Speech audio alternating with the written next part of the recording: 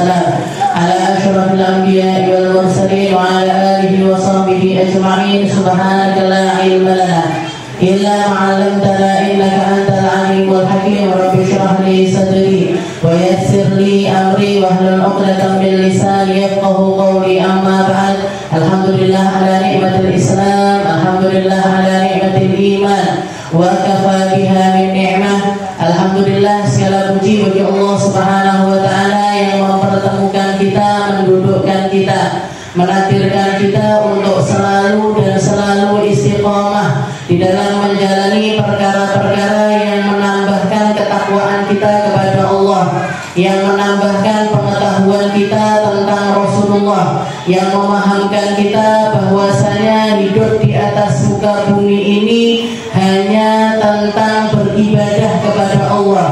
Di dalam duduknya kita, di dalam berdirinya kita, di dalam langkah kaki kita, di dalam setiap pandangan mata kita, di setiap apa yang kita dengarkan, kita niatkan semuanya untuk bentuk ibadahnya kita kepada Allah Subhanahu wa ta'ala.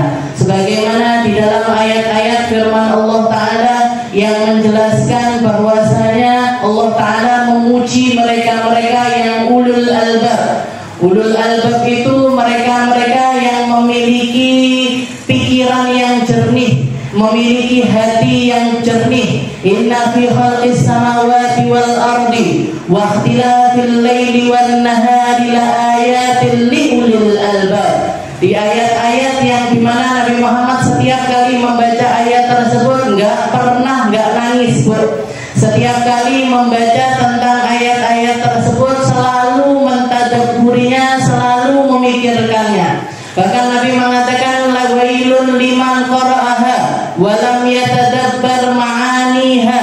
Katanya Nabi, neraka celaka bagi mereka-mereka yang membaca ayat-ayat ini sedangkan mereka tidak memahami, tidak mentadabburi makna dari kalimat-kalimat indah tersebut. Inna fi khalqis samawati wal ardi. Katanya Allah Ta'ala, sungguh semua yang ada di alam semesta ini, yang ada di atas langit maupun di bumi ini, la ayatin li ulil albab, merupakan bukti-bukti tentang kemahakuasaannya Allah Ta'ala. Akan tetapi yang mampu memahaminya hanya mereka-mereka yang memiliki pikiran jernih, memiliki hati yang jernih, mau menerima kebenaran dengan keutuhan kebenaran itu sendiri, mau mendapatkan kebaikan tersebut karena memang sesuatu tersebut adalah sesuatu yang baik. Setelah itu di ayat-ayat selanjutnya Allah Ta'ala mengasih sifat orang-orang yang punya pikiran baik, punya pikiran jernih. Ini yang gimana? Alladzina yadhkurunallaha qiyaman wa qu'udan wa 'ala junubihim. Mereka-mereka yang hatinya, pikirannya terus-terusan memikirkan Allah. Duduknya ingat Allah, berdirinya ingat Allah, bahkan dikala tidur pun mereka ingat kepada Allah Subhanahu wa ta'ala. Mungkin kita masuk di dalam golongan yang semacam ini. Jangan berangkat ke majelis ini niatnya mau ngaji, niatnya pengen ngerti, niatnya pengen kenal dan tambah pengenalannya kepada Allah Subhanahu wa ta'ala. Setelah itu kita nanti jadi datang jenengan jalan kaki, gitu. Jalan apa naik sepeda, apa naik mobil, apa naik macam-macam gitu.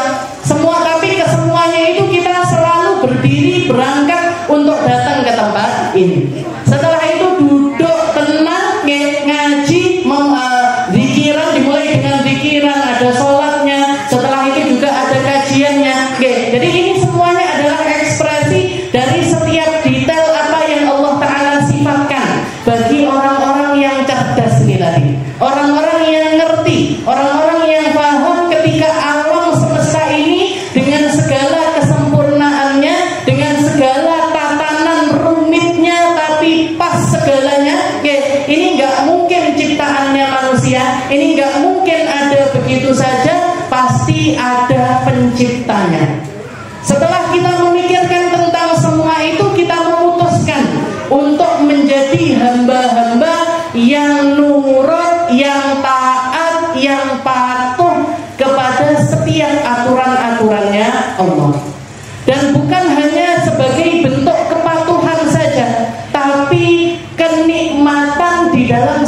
kepatuhan tersebut.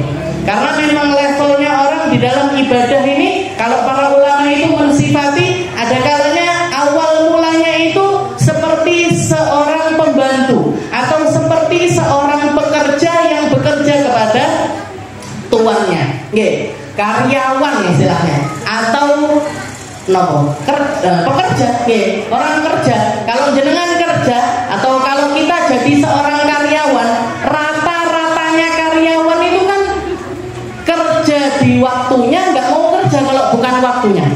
Kerja di bagiannya, nggak mau kerja kalau bukan bagiannya. Misalkan jenengan kerja di satu toko, tokonya bilang atau yang punya toko bilang, Bu, kita bukanya toko ini mulai dari jam 7 pagi sampai jam 9 malam misalkan. Jam 7 pagi sampai jam 9 malam. Ini rata-rata karyawan itu datangnya ya pas jam 7 itu tadi. Ada yang datang setengah itulah, tak buka-buka dhisik, tak resik-resik dhisik, tak toto-toto dhisik, jarang Bu yang kayak gitu. Jam 7 tet, waktunya masuk ya masuk. Nanti waktunya selesai ya selesai. Waktunya selesai jam 9 malam ya kudu tutup, kudu mulai. Nggak ada ceritanya saya tak ini belum selesai ini beres-beresnya, masih belum selesai ini nyocokin barangnya, masih belum, jarang ya kayak gitu, itu jarang. Nah ini mentalnya mental pekerja. Nah orang ketika di dalam ekspresi keimanannya atau di dalam tahapannya menuju Allah Ta'ala, kadang-kadang masih ada di level awal. Di level awal ini gimana? Ya sudah, dia ibadah kepada Allah Ta'ala karena Allah Ta'ala nyuruh hal tersebut, tapi tidak gelem lebih dari itu. Allah Ta'ala nyuruhnya sholat 5 waktu, ya sama sholat pengen 5 tok. Orang usah nulis, orang usah pokoknya rakelong gitu tok. Tidak lebih tapi. Dan muamalahnya ini seperti itu. Sholat pun pokoknya pokoknya sah, pokoknya selesai. Nah, gitu aja. Ini berarti apa? Ibadahnya dia adalah ibadahnya seorang pekerja. Tapi ini kalau dipaksakan terus nanti naik levelnya.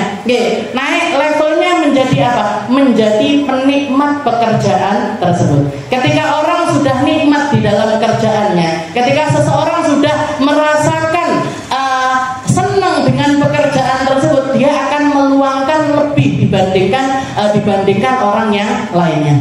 Jadi akhirnya mau nambahi rawatib, mau nambahi puasa sunnah, mau nambahi sedekah sunnah. Nah ini tahapan berikutnya.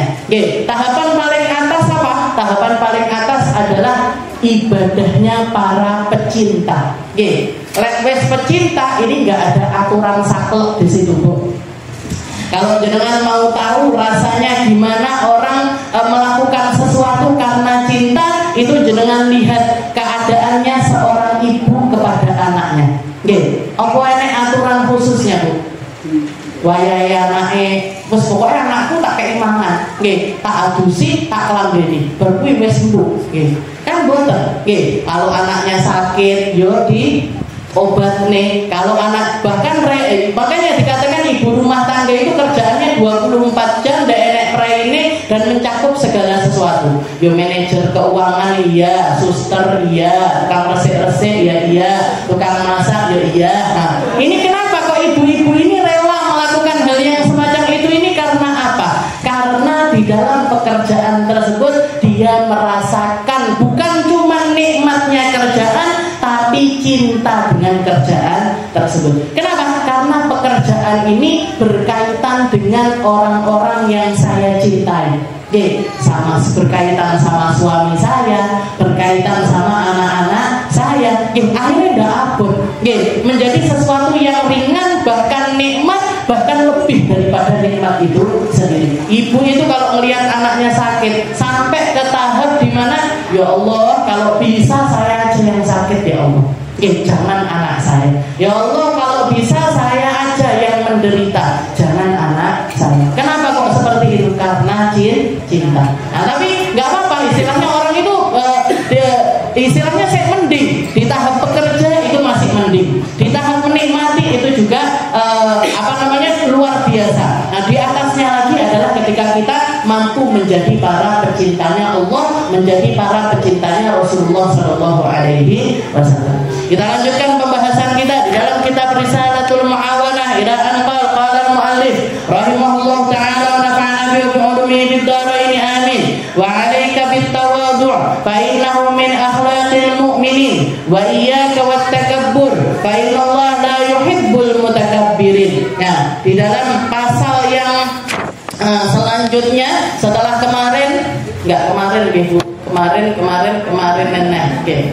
Saya kayaknya kok bolak-balik pamit, bolak-balik pray. Setelah kita membahas tentang ijlalil muslimin wa tauqirihim, la siyama ahlul ilm, gimana kita menghormati orang yang memang berhak untuk mendapatkan penghormatan, semacam para ulama, semacam para solihin, semacam para orang-orang sepuh, orang-orang tua. Ini mereka-mereka adalah orang-orang yang pantas untuk kita hormati, pantas untuk mendapatkan pemuliaan dari kita. Dan ini adalah bentuk sesuatu yang diajarkan sama Rasulullah Shallallahu Alaihi Wasallam.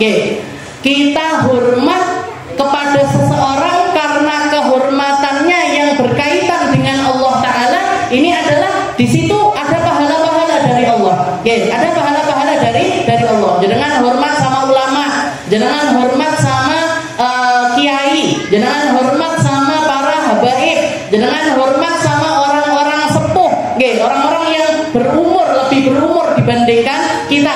Nah, ini kemuliaan yang kaitannya itu karena Allah Ta'ala nyuruh kita untuk memuliakan mereka. Itu selain dapat pahala dari Allah Ta'ala, juga menunjukkan bahwasanya kita ini adalah orang-orang yang mulia. Kenapa? Karena tahu tempat di mana kita harus memuliakan seseorang. Kenapa kok saya salim sama orang itu? Ya karena dia ini orang berilmu. Kenapa kok saya berdiri ketika orang ini datang? Karena apa yang ada di dalam orang tersebut adalah sesuatu yang memang Allah Ta'ala ridho untuk kita itu menghormati orang tersebut.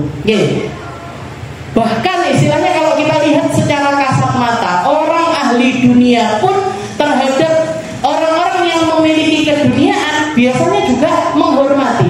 Jangan kalau ada Pak Presiden lewat di sini, lewat di jalan apa nih jalannya?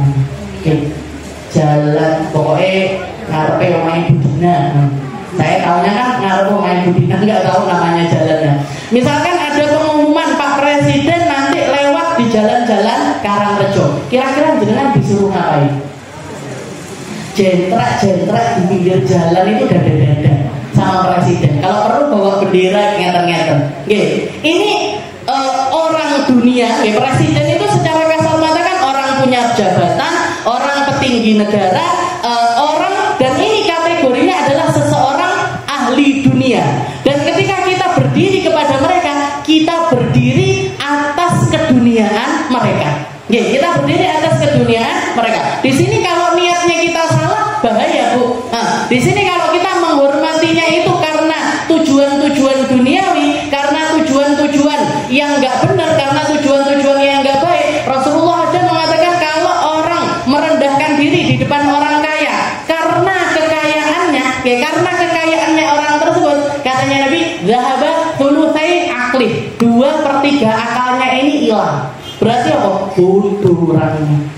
Gampangnya itu Rasulullah pengen mengatakan ini orang-orang bodoh ini yang hormat sama orang kaya karena kekayaan mereka. Sama aja, kita hormat sama pejabat karena jabatannya, kita hormat sama orang-orang penting karena kepentingannya, kita hormat sama orang-orang yang memiliki titel karena titelnya mereka. Jenengan misalkan diundang di acaranya para dokter-dokter, semangat sekali datang ke situ. Saya undang Pak Dokter loh. Saya belum pernah ini datang diundang sama Pak Dokter ini, saya nggak pernah. Kita hormat sama mereka karena kedokterannya. Ini zahabai thulutsai aqlina. 2/3 akal kita itu hilang, Bu. Lepas dari diri kita. Gak ada harga dirinya, gak ada harganya di sisi Allah Subhanahu wa Ta'ala. Itu aja banyak perintah-perintah dari yang menjadi aturan sakleknya orang-orang jabatan itu untuk untuk hal-hal yang semacam itu. Nah, makanya perlu kita untuk meluruskan niat kalau di depan orang-orang yang semacam itu. Tapi ketika kita menghormati orang ahli ilmu, menghormati kiai, menghormati ulama, karena apa yang ada di dalam diri mereka, karena apa yang ada di dalam keadaan mereka, di situ jenengan sudahlah dapat pahala, juga dapat kemuliaan dari Allah Ta'ala, karena kita dikasih akal, dikasih pikiran, dikasih hati, tahu di mana tempatnya memuliakan orang. Tahu tempatnya untuk memuliakan orang. Ini sesuatu yang harus ada di dalam diri kita. Saya dapat cerita dari salah satu muridnya Habib Abdul Qadir Asgar, yang terkenal dengan kewaliannya pada zamannya beliau. Pada zamannya gurunya Habib Umar, gurunya Habib Salim Asy-Syatiri, gurunya Habib Ali Al-Jufri, gurunya banyak sekali ulama-ulama terkenal yang keluar dari beliau tinggalnya di Jeddah. Habib Abdul Qadir sudah wafat, Dikatakan di waktu usianya beliau yang sudah senja, umurnya sekitar 80 tahunan. Orang 80 tahunan itu kan biasanya badannya sudah lemah. Beliau juga seperti itu, badan berdiri ini sudah sangat sulit sekali. Untuk berdiri ini harus dipapah, harus dibenakne dan lain sebagainya. Harus dipapah dulu. Tapi ketika ada satu orang yang mengunjungi beliau, dan yang mengunjungi beliau ini adalah seorang ulama. Kalau nggak salah Habib Ahmad bin Muhammad Asy-Syatiri, seorang ulama yang terkenal juga pada zaman beliau, dan umurnya di bawahnya Habib Abdul Qadir.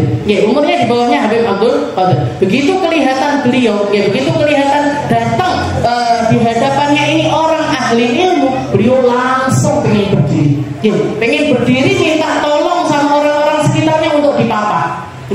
Katanya tamunya ini tadi, katanya Habib Ahmad ini tadi, Beb, nggak usah berdiri. Jenengan ini sudah sepuh, duduk aja. Tak saya yang nyamperin, tak saya yang salim, tak saya yang menunduk.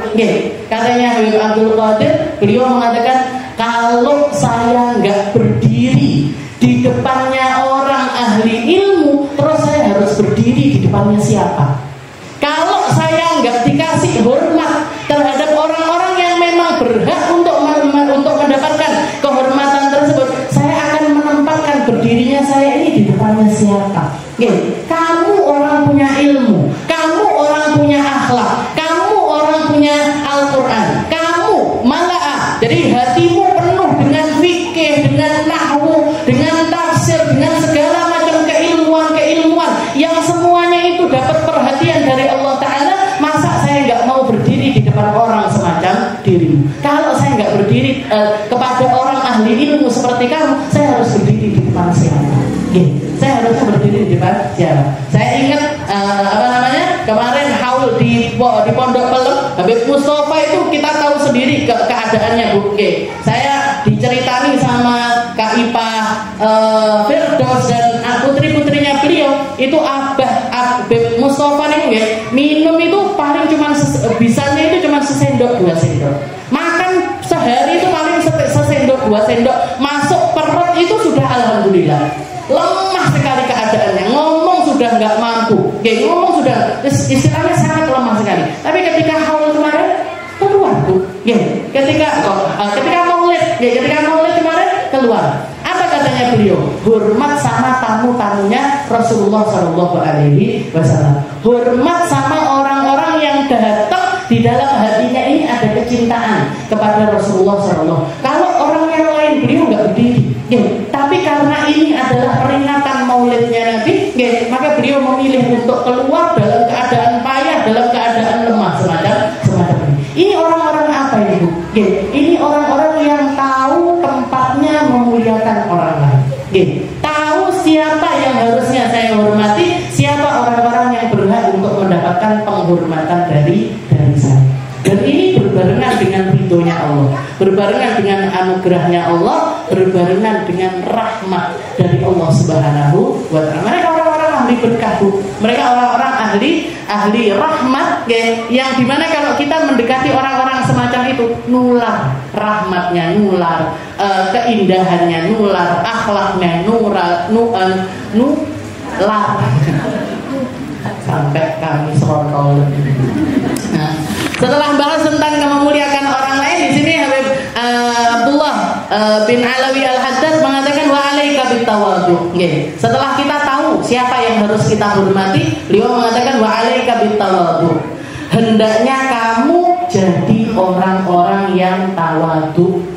Hendaknya kamu jadi orang yang tawadhu, fa innahu min akhlaqil mu'min. Karena itu adalah akhlaknya orang yang beriman. Jadi orang iman itu Bu, tahu kapan menghormati orang dan kapan merendahkan diri di depan orang. Kapan waktunya tampil, kapan waktunya sembunyi. Kapan waktunya ngomong, kapan waktunya diam. Itu orang iman. Orang yang di dalam hatinya adalah ada cahaya yang memandu dia, memahamkan dia kapan waktunya melakukan ini itu dan lain sebagainya.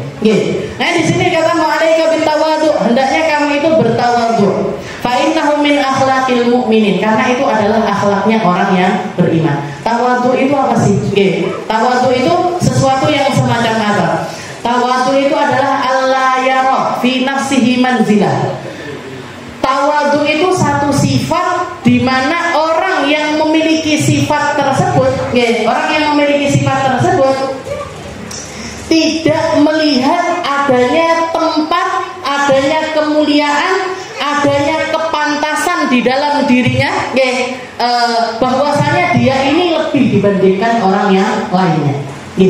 Jadi orang kaya tapi nggak merasa sedih, orang cantik tapi nggak merasa cantik, orang punya ilmu tapi nggak merasa berilmu, orang dermawan tapi nggak merasa dermawan. Itu tawadhu. Orang punya ilmu tapi nggak merasa berilmu, nggak merasa aku, nggak merasa harus belajar sama aku, harus mondok di tempatku, harus sekolah sama aku, harus dengarkan aku. Enggak. Jadi orang punya ilmu tapi enggak merasa berilmu. Orang punya harta tapi enggak merasa punya harta. Jadi orang punya harta, di rekeningnya ada saldo, di dompetnya punya duit, tapi tahu persis kalau ini semuanya bukan punyanya dia tapi punyanya Allah. Ketika dipakai untuk melakukan kebaikan, dia mendapatkan kemuliaan dari Allah Ta'ala, berkah dari harta tersebut. Tapi kalau dia tidak menggunakannya untuk melakukan kebaikan, maka dia adalah orang-orang yang menyesal karena tidak menggunakan hartanya untuk melakukan kebaikan-kebaikan tersebut. Jadi perasaan, nggak memiliki. Orang tawadhu itu nggak harus nggak memiliki, tapi harus nggak merasa. Harus nggak merasa. Ayu, tapi nggak terus aku panjang dulu, hidupku kok api men, pipiku kok api men, alisku ya Allah nggak nemu alis api kayak alisku. Ini belain ini kalau ada orang kayak gitu mah gurur itu namanya, orang yang tertipu. Dan banyak orang biasanya orang kalau punya sesuatu itu tertipu dengan apa yang dia miliki. Orang cantik tertipu dengan kecantikannya, orang punya pangkat tertipu dengan pangkatnya, orang punya ilmu tertipu dengan ilmunya, orang punya kapasitas tertipu dengan kapasitasnya. Jadi orang memiliki sesuatu dan merasa kalau dia itu memiliki hal tersebut. Kalau merasa saja, tapi menempatkannya sesuai dengan porsinya masih nggak masalah.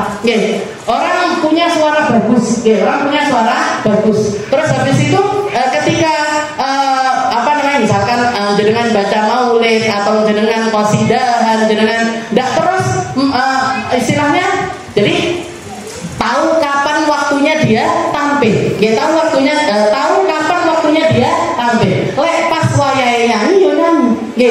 Kalau waktunya dia untuk baca rawi ya baca rawi.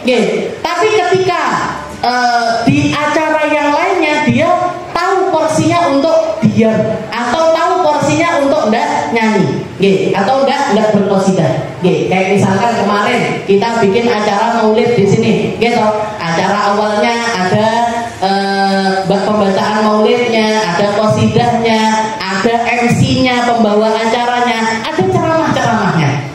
Ada saya ngomong sedikit, habis itu ada Kak Syifa yang ceramah di sini. Nah, gimana? Ketika saya merasa saya ini suaranya paling bagus, saya ini suaranya tinggi, saya ini vokalis di hadroh. Tapi tahu tempatnya. Oh, wayahe sekarang waktunya baca rawi ya baca rawi. Waktunya baca Al-Quran, petugas baca Al-Quran yang baca Al-Quran. Ya, yang bagian nyanyi saya. Nah, ini orang-orang seperti ini tahu porsinya. Ini kalau misalkan dia nggak melakukan hal yang semacam itu, nggak tahu porsinya untuk pokoknya kita mau lutar qasidah ya saya diakai. Rohine dilai kabeh ae. Pokoknya qasidah sing dawa-dawa sing anu. Nah, akhirnya apa? Akhirnya acaranya nggak bisa cantik, Bu. Acara ini nggak bisa cantik, nggak bisa proporsional. Nggak bisa proporsional. Kenapa? Karena ada orang-orang yang memiliki sifat pokoknya aku sing kudu tampil, pokoknya aku. Nah, ini nggak bagus jadinya. Saya ketika kemarin ngomong kan cuma sedikit sekali. Kalau nggak salah saya rekam nggak 5 menit ya 7 menit. Biar apa? Biar ada kesempatan misalnya Lulu untuk bicara, ada kesempatan untuk Kak Syifa untuk bicara. Dan porsinya besar, porsinya banyak. Itu misalkan saya ngomong dewe saja, dengan selesainya pulangnya jam 12 malam akhirnya. Jadi, nah ini loh yang namanya. Jadi orang kalau punya sifat tahu diri, paham diri, setelah itu dihiasi dengan sifat ketawaduan, tahu porsinya, tahu waktunya, tahu kapasitasnya, tahu. Nah, jadi dikatakan apa itu tawadu? Tawadu itu adalah ketika seseorang itu la yara fi nafsihi manzilah ala ghairi wa la yara fadlan ala ghairi, dan dia memiliki tapi tidak merasa memiliki. Dia punya tapi enggak merasa mempunyai hal tersebut. Ini orang yang paling bisa menjadi contoh paling mulia di dalam ketawaduan itu ya Nabi Muhammad SAW. Jangan nggak akan pernah melihat seseorang setawadu Nabi Muhammad, sengerteni Nabi Muhammad, sememahami Nabi Muhammad SAW. Nabi Muhammad itu sempurna di dalam segala sesuatu. Dan asal muasalnya kenapa kok beliau bisa memiliki semua ketawaduan tersebut? Karena makrifatnya yang mulia, karena makrifatnya yang sempurna kepada Allah Subhanahu wa Ta'ala. Dan itu makrifat itu beriringan dengan jiwa raganya Rasulullah Sallallahu Alaihi Wasallam. Makanya beliau mampu dan dimampukan sama Allah Ta'ala untuk bertawadu sampai ke tahapan yang nggak masuk akal. Jangan mesti pernah dengar ceritanya ketika Nabi Muhammad disuguhi anggur sama seseorang, dimakan sama Nabi Muhammad 1, dimakan lagi 2, dimakan lagi 3, dintek nih, sampai orang yang ngasih hadiah ini seneng girang luar biasa. Sampai ketika dia pulang orang-orang ini nanya, ya Rasul ini kok nggak kayak jenengan biasanya jenengan ngicip itu habis itu dibagikan. Ini kok sak piring dintek nih dewe. Apa seenak itu ya Rasul? Kita kan mikirnya apa? Mesti anggurnya enak banget sampai Rasulullah itu makan semuanya. Katanya Nabi Muhammad enggak, ini kecut banget ini kecut banget. Tapi kok mukanya Nabi enggak kelihatan sama sekali kayak orang. Kita kalau makan sesuatu yang kecut merinding itu enggak bisa merinding. Enggak bisa, raut mukanya enggak berubah itu enggak bisa. Enggak ngeringis itu enggak bisa. Tapi Rasulullah itu dikuatkan sama Allah Ta'ala sampai ke tahap enggak meringis, nggak berubah ekspresi wajahnya, bahkan terlihat sangat menikmati kekecutan itu tadi. Karena apa? Karena beliau kapasitas tawadunya yang luar biasa di dalam hati. Pemuliaan, saking pengennya memuliakan orang, saking pengennya nyenengin orang, saking pengennya untuk tidak nyakiti orang lain, sampai beliau dimampukan untuk melakukan hal-hal yang luar biasa semacam itu. Ini kayaknya saya belum nemu orang yang bisa sampai semacam ini. Yang mirip-mirip iya, yang mirip-mirip ada. Habib Abdul Qadir itu pernah ketika beliau namu disambut luar biasa sama orang tamunya tersebut, sampai ketika pulang itu diantarkan sampai ke mobil. Diantarkan sampai ke mobil, dikatakan saking senengnya orang kalau gembira itu kan tamunya diantarkan, dibukakan pintu mobilnya, habis itu dijebret nih, ditutupkan sama orang tersebut. Begitu selesai jebret, habis itu beliau nggak ekspresinya nggak berubah sama sekali, sampai jalan sampai mungkin sekitar 10 menit 15 menit sudah nggak kelihatan sama orang yang ditamuin sama sama beliau, beliau nyuruh sama sopirnya tolong menepi sebentar. Katanya sopirnya, kenapa Beb? Nggak apa-apa. Begitu menepi, beliau buka pintunya, ternyata jarinya kecepit sampai darah muncul, Bu. Sampai darah itu muncul. Katanya sopirnya, Beb, jenengan kok nggak ngomong? Saya kalau teriak, saya kalau ngomong, ini yang tadi nyambut saya ini mesti gelo hati. Mesti pikirannya, Allah, aku jebret nih lawak, kecepet tangannya Habib. Kecepet Habib Abdul Qadir, tangannya ini terjepit. Saya nggak mau bikin dia ini kepikiran atas apa yang terjadi. Ini yang mirip-mirip seperti orang-orang yang mewarisi akhlaknya Nabi.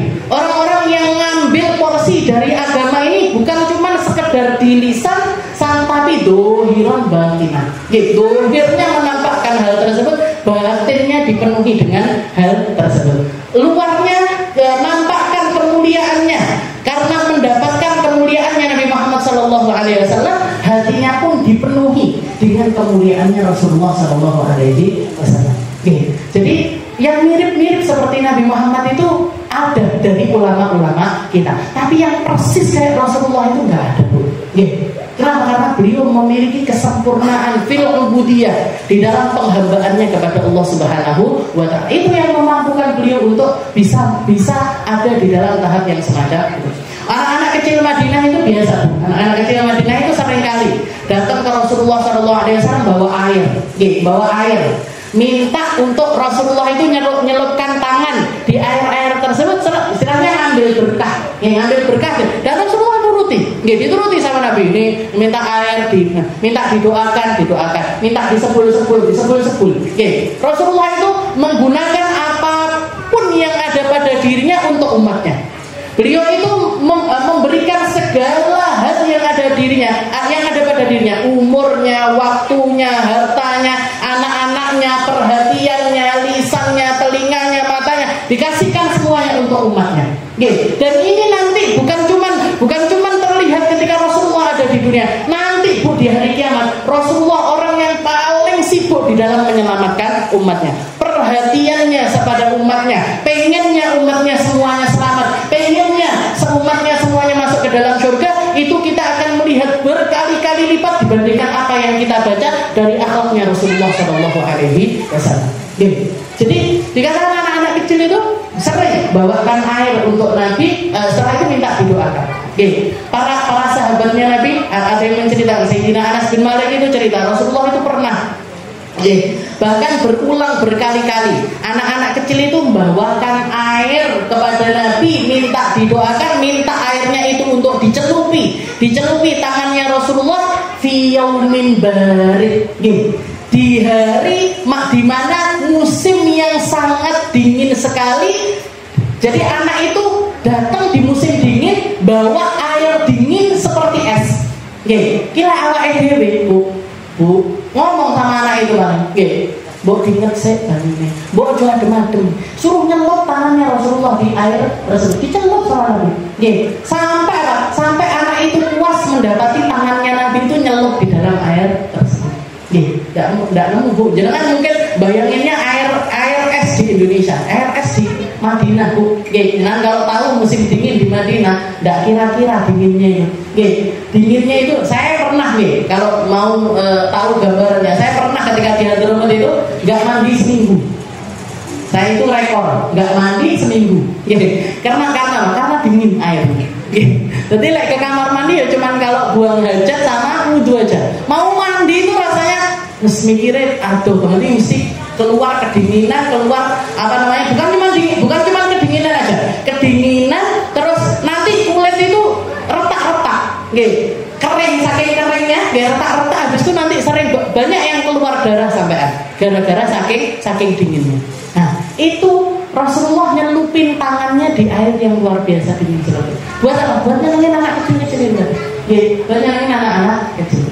Sallallahu alaihi wa ala alihi. Ini akhlaknya Rasulullah sallallahu alaihi wasallam. Jadi wa alaika bittawadhu fa innahu min akhlaqil mu'minin. Karena Habib Abdullah, hendaknya kamu jadi orang yang tawadhu. Karena tawadhu itu adalah akhlak, satu perangai yang hendaknya ada di dalam diri ciri orang beriman. Meskipun misalkan kita nggak memiliki ketawaduan sempurna, tapi tawadu itu harus ada di dalam akhlaknya kita. Tahu porsi kita, tahu kapasitas kita, tahu ngerteni orang lain, merhatiin orang lain, memahami orang lain. Jangan cuma pengen dipahami, dimengerti, dingerteni. Ini biasanya penyakitnya wong wedok kan ngoten niku. Sampai ada slogan perempuan selalu benar, istri selalu benar. Saya tadi waktu mau ngaji sempat keluar melihat statusnya orang ngoten Bu. Ada statusnya orang lucu sekali, orang kayaknya orang Inggris tapi Muslim. Jadi karena istrinya jilbaban, suaminya disuruh merekam permintaan maaf secara terang-terangan gara-gara istrinya ngimpi bojone rabine. Jadi saya mohon maaf karena istri saya mimpi saya nikah lagi di mimpi. Saya mohon maaf karena itu menyakiti hatinya dia, menyakiti dirinya walaupun itu di dalam mimpi. Semoga dia nggak mimpi lagi. Saya salah gini. Nah ini kan karena apa? Karena sifat perempuan itu pengennya dipahami, pengennya dimengerti, pengennya Bok ngerteni orang, bok memahami orang, bok istilahnya. Jadi suami istri itu kan kita hidup bareng-bareng ya. Mesti tahu kan, oh suami saya kriterianya kayak gini, sifatnya kayak gini, modelnya kayak gini, yang dia senangi ini, yang dia senangi ini, yang dia senangi ini. Jadi jangan cuma pengen dimengerti aja, tapi jangan ngerteni bojone jenengan. Nah ini termasuk di dalam sifat tawadhu tersebut. Karena Rasulullah yang paling nampak itu rahmatnya di dalam dan juga perhatiannya kepada sesama muslim. Nah setelah itu beliau mengatakan wa iyyaka wattakabbur, dan jangan sampai kamu jadi orang yang sombong. Karena orang sombong itu mesti nggak disenangi orang. Iya. Anjuran kalau melihat ada orang sok, orang merasa, orang istilahnya punya harta dan merasa memiliki harta. Nah itu kan belum lagi biasanya orang kayak gitu itu. Makanya Nabi Muhammad mengatakan orang al-mutakabbir, orang yang sombong itu, ba'idun minallah, ba'idun minan nas, ba'idun minal jannah. Orang sombong itu jauh dari Allah, jauh dari surga, jauh dari manusia. Manusia nggak senang sama orang sombong. Sedangkan al-mutawadhi, orang yang tawadhu itu disenangi sama Allah, dekat sama Allah, dekat sama surga, dan dekat sama manusia. Nah, orang kalau tawadhu itu biasanya orang senang duduk sama orang. Terus wa iyyaka wattakabbur fa innallaha la yuhibbul mutakabbirin, karena Allah nggak suka sama orang yang sombong. Wa man tawadha'a rafa'a Allah, wa man takabbara wada'ahu Allah. Katanya Nabi Muhammad, orang yang orang yang tawadhu, Allah Ta'ala yang akan mengangkat orang tersebut. Sedangkan orang sombong, Allah Ta'ala yang akan menghinakan orang tersebut. Fir'aun dihancurkan sama Allah Ta'ala karena kesombongannya. Namrud dihancurkan sama Allah Ta'ala karena kesombongannya. Bahkan para nabi-nabinya Allah seringkali ditegur sama Allah Ta'ala juga karena sedikit merasa. Bukan sombong, nggak nyampe ke tingkat sombong, tapi sedikit merasa lebih dibandingkan yang lainnya. Nabi Allah Musa ditegur sama Allah Ta'ala ketika beliau mengatakan, ada orang nanya siapa orang paling alim, beliau mengatakan anak, saya. Katanya Allah Ta'ala, enggak, di sana ada hambaku yang lain yang lebih ngerti dibandingkan kamu. Nabi Muhammad SAW ditegur sama Allah Ta'ala karena apa? Karena berpaling dari seorang buta yang minta nasihat dari Nabi. Bukan cuma ditegur pakai satu ayat, dua ayat, sak surat. Abasa wa tawalla an ja'ahul a'ma. Wa ma yudrika la'allahu yazakka. Katanya disebutkan kamu wahai Muhammad, kamu berpaling dari orang itu, kamu bermuka masam sama orang itu ketika ada orang buta datang kepada kamu. Padahal dia adalah orang yang pengen membersihkan dirinya, pengen memantaskan dirinya di hadapan Allah Subhanahu wa Ta'ala. Ditegur sak surat. Tak surat, nggak cuma satu ayat, dua ayat. Dan dikatakan semenjak turun ayat tersebut, Rasulullah setiap kali melihat Abdullah bin Ummi Maktum, laki-laki buta itu tadi, muadzinnya Nabi yang kedua, setelah Sayyidina Bilal, Rasulullah punya tukang adzan namanya ini, si Abdullah bin Ummi Maktum, sepupunya Nabi, masih sepupu sama Rasulullah Shallallahu Alaihi Wasallam. Katanya Nabi, setiap kali kelihatan Abdullah bin Umi Maktum, beliau nyambut, buka tangannya sambil mengatakan, ini orang yang bikin aku ditegur dengan teguran yang luar biasa dari Allah Subhanahu wa Ta'ala. Berarti apa? Dia orang mulia karena Allah Ta'ala perhatian lebih kepada orang tersebut. Jadi orang yang takabur dihancurkan sama Allah. Orang sombong itu mesti hancur. Pasti dihancurkan sama Allah. Sedangkan orang yang bertawadhu diangkat sama Allah Ta'ala. Makanya kita kalau pengen jadi orang mulia, muliakan orang lain. Kalau kita mau dengarkan orang lain. Kalau kita mau diangkat derajatnya di sisi Allah Ta'ala, jadikan diri kita ini memiliki sifat ketawaduan di dalam diri kita. Qala Rasulullah sallallahu alaihi wasallam, Nabi Muhammad mengatakan, la yadkhulul jannah man kana fi qalbihi mithqala dzarrah min kibra. Min kibir. Enggak masuk surga orang yang di dalam hatinya ada sebiji zarrah. Sebiji wijen dari yang namanya kesombongan. Jadi enggak masuk surga. Nah, kalau kita mau masuk surga, yang harus kita pangkas utama, yang harus pertama kali kita pangkas di dalam diri kita adalah sifat yang namanya sombong. Wa qala alaihi salam, dan Nabi Muhammad juga mengatakan, al-kibru batarul haq, yakni raddah, wa ghamtun nas, yakni ihtiqaruhu. Nah, ketika ada salah seorang sahabat nanya sama Nabi, ya Rasul, saya ini senang pakai baju bagus, senang pakai sandal bagus, senang pakai dandan itu saya senang, pengen kelihatan diri ini necis, pakai baju yang bagus-bagus, dan saya ini orang yang punya mampu untuk beli barang-barang bagus seperti ini. Apa yang seperti ini adalah sesuatu yang sombong ya Rasul. Maka Nabi Muhammad mengatakanlah, al-kibru yang namanya sombong itu bukan sesuatu yang terlihat. Sama, tawadhu juga bukan sesuatu yang terlihat. Bukan sesuatu yang terlihat. Walaupun bisa nampak, tapi bukan sesuatu yang bisa terlihat. Sama, kesombongan juga gitu. Belum tentu pejabat itu sombong, belum tentu. Belum tentu orang kaya itu sombong, belum tentu. Tapi yang namanya kesombongan itu adalah batarul haq, orang-orang yang menolak kebenaran. Jadi melihat kebenaran tapi dia menolak hal tersebut, itu yang namanya sombong. Wa ghamtun nas, dan menganggap orang lain ini lebih rendah daripada dia. Meremehkan orang, itu namanya sombong. Wa man nadhara ila nafsi bi aini ta'dhib wa ila ghairihi bi aini istisghar fa huwa minal mutakabbirin. Barang siapa yang melihat orang dengan orang yang melihat dirinya dengan pandangan bi aini ta'dhib, dengan mata pengagungan, yaitu tadi merasa. Jadi punya ilmu, merasa punya ilmu, sehingga aku yang pantas, aku harusnya, saya seharusnya. Nah, ini namanya orang melihat dirinya bi'aini ta'dhib, dengan mata pengagungan, dengan pola mata pengagungan. Wa ila ghairihi bi'aini istisghar, sedangkan melihat orang lain dengan mata merendahkan, fahuwa minal mutakabbirin. Orang itulah yang dinamakan sebagai orang-orang yang sombong. Walil mutawaddi'in wal mustakbirin imaratun tumayyizu ba'duhum an ba'd liyumayyizallahu al-khabith minat thayyib. Nah, tapi semuanya itu ada tandanya. Semua itu ada alamatnya. Semuanya itu ada sesuatu yang bisa kita lihat, dan perlu untuk kita itu menghindari hal-hal tersebut. Jadi sombong itu sesuatu di dalam hati, tawadhu itu juga sesuatu di dalam hati. Tapi sesuatu yang ada yang nampak itu adalah pertanda apa yang ada di dalam diri. Seperti yang dikatakan sama Nabiullah Isa, sesungguhnya ceret itu ketika dituangkan dia menunjukkan apa yang ada di dalamnya. Kalau diisi susu, keluar susu. Kalau diisi air, keluar air.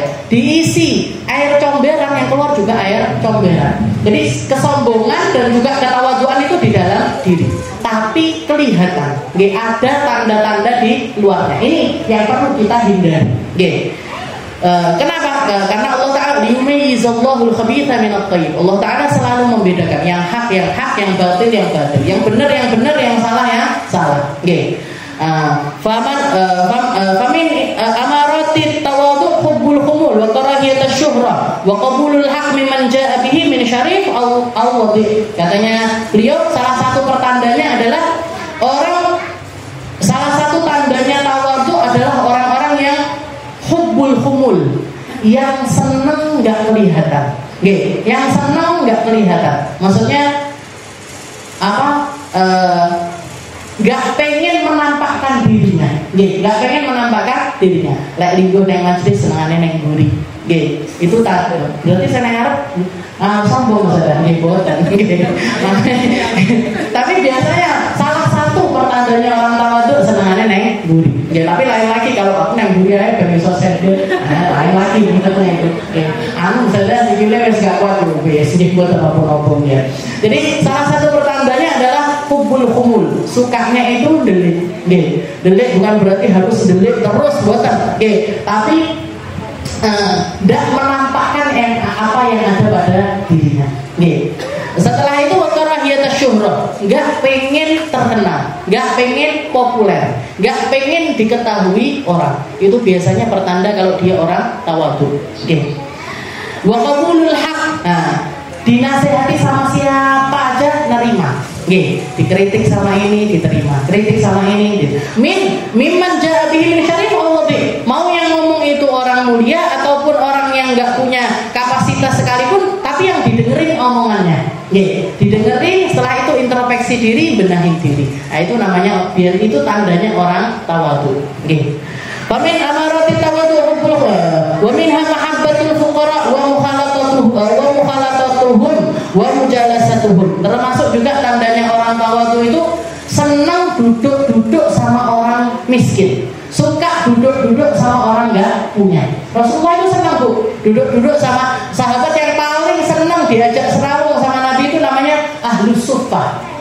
Ahlus Suffah itu ada sekitar 70 sampai 80 sahabat. Miskin papa, rumah nggak punya, kerjaan nggak punya, baju nggak punya. Kalau Rasulullah nggak ngasih makanan, mereka nggak punya makanan.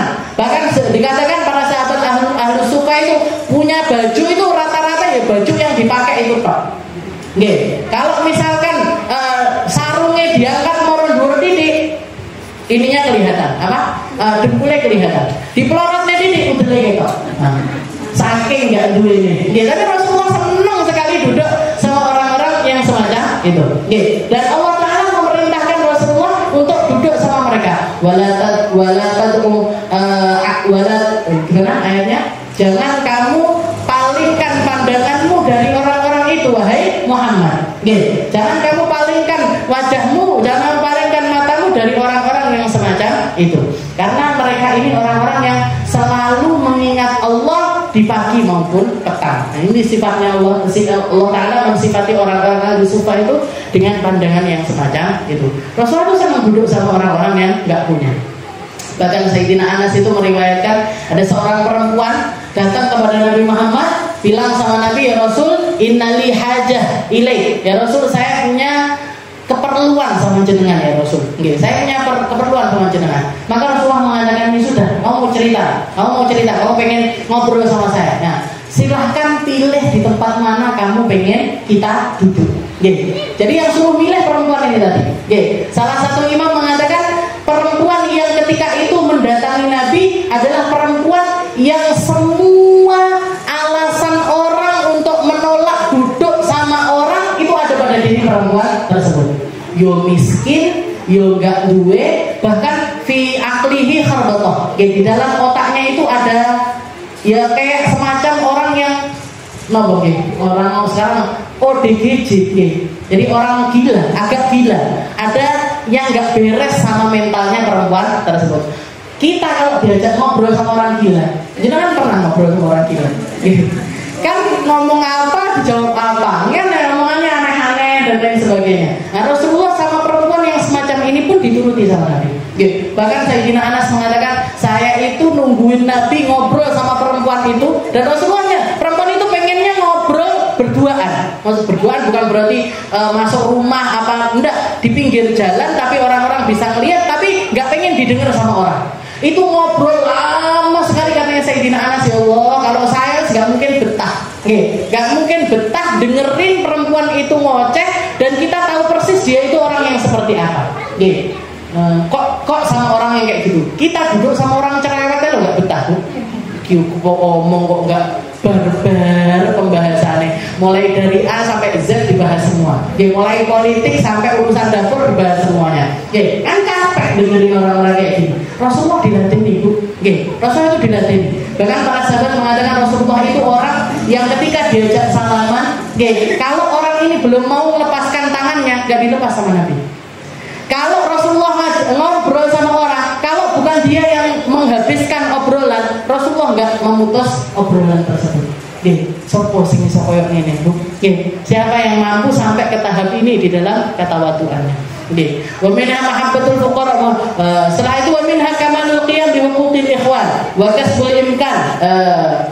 Hasbul imkan ma'a syukri man qama minhum biaqi wa udhun man qassar. Katanya beliau, ini kita habiskan ya biar selesai di dalam bab ini. Dan termasuk juga tanda-tandanya ketawaduan adalah kamalul qiyam bi huquqil ikhwan. Jadi mau diajak melakukan apa-apa yang sifatnya itu haknya para orang, haknya ikhwan, haknya saudara sesama muslim. Termasuk salah satunya yang diisyaratkan sama Nabi Muhammad, hakul muslim ala muslim situn. Ada yang bilang komsun, ada yang bilang situn. Haknya orang dengan orang lain itu ada 6, ada yang bilang 5. Kalau bersin baca alhamdulillah didoakan, yarhamkallah. Kalau orangnya sakit dijenguk. Kalau ngucap salam dijawab salamnya. Kalau minta nasihat dinasehati. Kalau ada yang meninggal kita antarkan jenazahnya, itu adalah haknya orang sesama beriman. Nah, ini termasuk tandanya ketawaduan adalah mau perhatian dengan hal-hal yang semacam itu. Hasbul imkan, semampunya kita. Semampunya kita. Jadi kalau kelihatan ada orang di grup ada yang meninggal, merhatikan di mana rumahnya, saya kenal apa enggak, mungkin mau apa enggak, orangnya senang apa enggak kira-kira kalau saya datangi. Nah itu setelah itu kalau mampu datang didatangi. Kalau enggak mampu datang minta maaf. Minta maaf atau istilahnya doakan semampunya. Setelah itu gampang memaafkan. Kalau ada orang begini dimaafkan, orang begini dimaafkan. Wa min amarati takabbur mahabbatul tasaddur fil majalis wal mahafil. Nah, ini tandanya orang sombong adalah senang menonjol, senang nampak di majelis-majelis ataupun di mahafil. Mahafil itu kayak perayaan-perayaan. Nah, senang ada di panggung, senang naik ke atas. Nah, ini tanda-tandanya orang sombong. Wa taqaddum 'alal aqram. Jadi kalau misalkan jenengan ini Bu, kalau di majelis-majelis, kalau memang diminta untuk naik, jenengan naik. Kalau enggak diminta untuk naik, enggak usah naik. Nah, ini caranya kita menangani kalau di acara-acara semacam itu. Kalau memang diminta untuk naik, jenengan enggak usah. Kayak saya misalkan datang ke majelis maulid, majelis apa disuruh naik. Kalau memang sahibul hajahnya itu nyuruh naik aja. Tapi enggak nyodorin diri untuk Pak, aku mbok ning kono saya naik, mbok ning panggung, saya tak di panggung itu. Mboten. Jadi ketika disuruh naik, ketika enggak disuruh naik, enggak usah naik. Ketika disuruh maju, ketika enggak disuruh maju, enggak usah maju. Ketika diundang orang, kalau jenengan diundang sama orang, jenengan datang. Kalau enggak diundang sama orang, enggak usah menyodorkan diri untuk diundang. Piye to kok aku ora diundang? Orang kayak aku kok enggak diundang, nah misalnya. Jangan. Nah, ini termasuk tanda-tandanya orang tawadhu itu diundang, didatangi, enggak diundang. Alhamdulillah kalau saya enggak diundang itu berarti Ya ngoten. Alal akhir tazkiyatun nafs, dan merasa diri ini jadi membersihkan diri sendiri. Tazkiyatun nafs itu sesuatu yang disuruh sama Allah Ta'ala. Bahkan salah satu fungsinya Nabi untuk kita itu adalah liyuzakkikum. Rasulullah itu fungsinya adalah membersihkan diri. Tapi merasa paling bersih itu jelek. Merasa paling suci itu, merasa paling solihah gitu, terus gak bener. Aku ngaji karo Kak Mina, aku duduk di majelis Al-Wasilah, terus ki wong jahil-jahil kabeh. Jangan Bu. Jadi tazkiyatun nafs wa sana 'alaiha, memuji diri sendiri. Makanya muji itu muji orang aja, gak usah muji diri sendiri. Wa tasyaddud fil kalam, kalau ngomong bual-bual, kalau ngomong itu muluk-muluk, kalau ngomong muluk-muluk ini tandanya orang sombong. Wa tabajjuh bil aba, bangga-banggakan abahnya, aku anak iki, aku putune iki, aku atau kalau para habaib itu yang bikin pemicu masalah itu kan di dalam darah saya ada darahnya Rasul. Itu sesuatu yang fakta, tapi nggak perlu diomongkan. Aku ipah loh, saya syarifah, nggak perlu kayak gitu. Jadi biarkan orang menilai dengan penilaiannya sendiri, biarkan orang menganggap dengan anggapannya sendiri. Sesuatu yang fakta. Kalau di dalam anak cucunya Nabi memang ada darahnya Nabi, tapi nggak perlu kita ngomong di dalam diri saya. Akhirnya jadi polemik yang panjang, kali lebar, kali dawa, sampai berapa tahun gak berber. Wa tabajjuh bil aba wal ikhtiyar, dan juga merasa paling terhormat. Wa tabattur fil masyah, jalannya kayak orang yang itu wa tarkul wafa bi huquqil ikhwan ma'a mutalabatihim bil huquq. Selalu nuntut orang untuk memuliakan diri tapi nggak pernah mau memuliakan orang lain. Itu semuanya adalah tanda-tanda kesombongan, tanda-tanda. Tetap saya kasih garis bawah, tanda-tanda kebohongan. Ini semuanya fungsinya untuk introspeksi diri, bukan untuk nilai orang lain. Berarti Pak Kui sombong, Bu Kui sombong, Wong Kui sombong, Wong Kui sombong, enggak. Tapi untuk melihat kepada diri kita sendiri. Dan juga orang yang seperti ini juga belum tentu sombong. Orang yang punya kriteria ini tadi belum tentu sombong. Kadang-kadang orang menunjukkan hal-hal semacam itu untuk memahamkan orang, untuk memahamkan orang lain.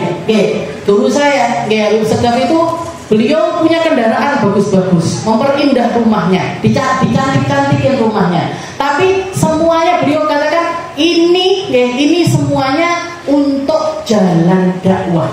Semuanya ini mobil mewah ini, biar orang-orang itu paham caranya menghormati orang lain. Gimana caranya menghormati para ulama? Gimana caranya menghormati orang-orang yang memang pantas untuk kita hormati? Dan banyak kalangan manusia yang pandangannya itu terhadap sesuatu yang nampak.